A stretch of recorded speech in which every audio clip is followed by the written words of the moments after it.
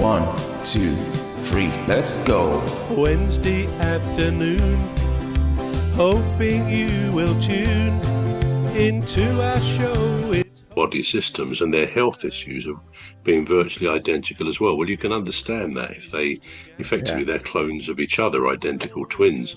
But all of these things, the marrying people with the same name, being given their own first name the same, divorcing, marrying someone else with the same name, naming their sons similarly. Now, I don't know about you, but I don't think anybody could put that down to coincidence. There's too many alignments, aren't there?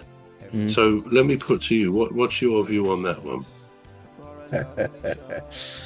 I am perplexed by the numbers of various similarities between them, even living apart, and not having grown up together. Well, even if they're grown up together, it's still mind-boggling. Now, what would I put that down to? I put that down to a mystery. Absolutely, it's a mystery, isn't it? It's a mystery, total mystery, and there's no way we can really get to the bottom of that, except that there's sort of a synchronicity going on. There's I don't know, symmetry. Something is happening in these extreme cases, and I think there's a lot of these extreme cases. That something that we just don't perceive, we don't understand, happens, and maybe that's something that is the beautiful part of it. We will never understand everything that goes on in this life that we have. Let me tell you another one while we've still got a bit of time. Anthony Hopkins, the actor, you've heard of him before.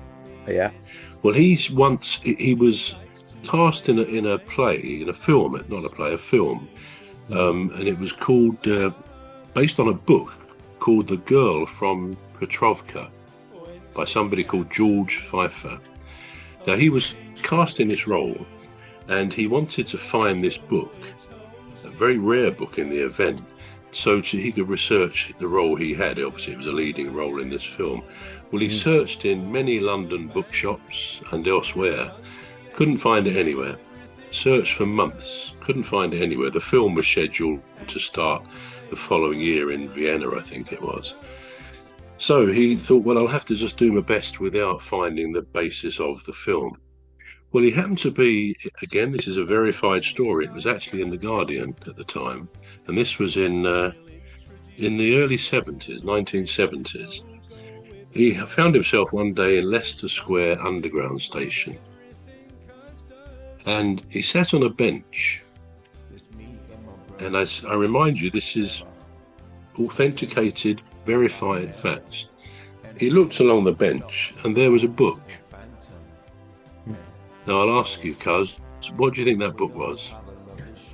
It was The Girl from Petrovka.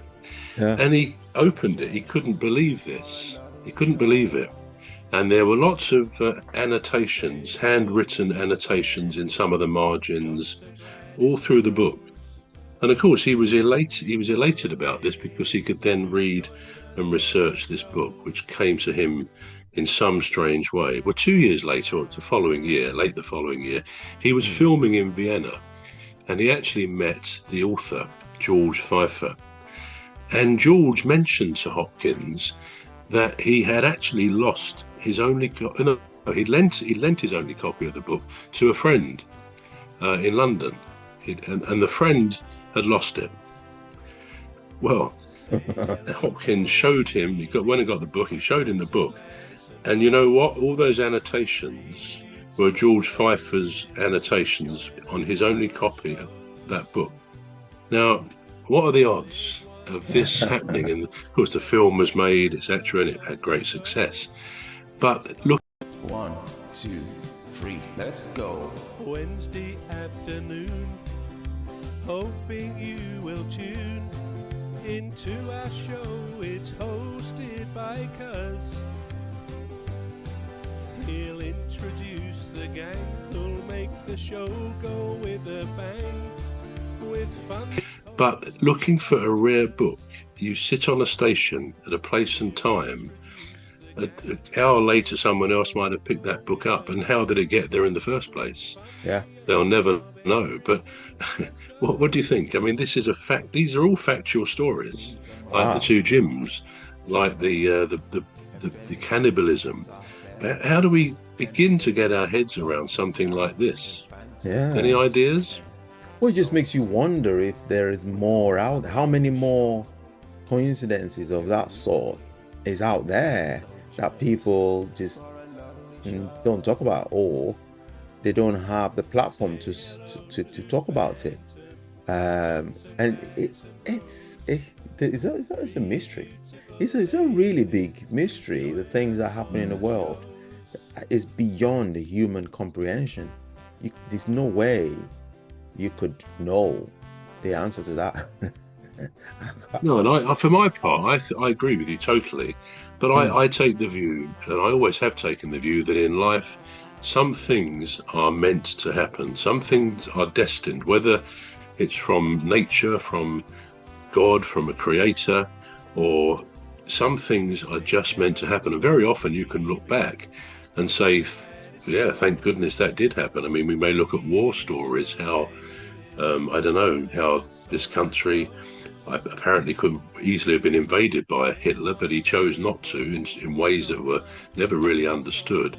And so, you know, the world, or the Europe was saved from domination, total domination by the Germans in that situation. But some things I think are just meant to happen.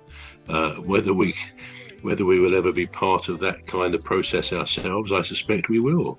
You know, we do cross paths with people and with situations which seem totally random, but probably are not. Wow. So that's the first part one of coincidences. We've got plenty more to look at next time. Wow, I'm looking forward to part two now, because these are really mind-blowing accounts of things that you can't really explain. How do you explain that? It's impossible. Anyway, so Absolutely. This is all we've got time for on the Alien Spaceship. I hope you enjoyed it as much as we did. We really enjoyed it. Coincidences. Join us again for part two next week. I've been Emmy Hikins, and you've been listening to. I've been Emmy Hikins, and he calls me Cos. Yeah. And I'm Trevor Gear, and he calls me Bruv. And it's a goodbye from me. Goodbye from me too. Oh dear me. 1, 2, 3, let's go. Wednesday afternoon, hoping you will tune into our show. It's hosted by Cuz. He'll introduce the gang who'll make the show go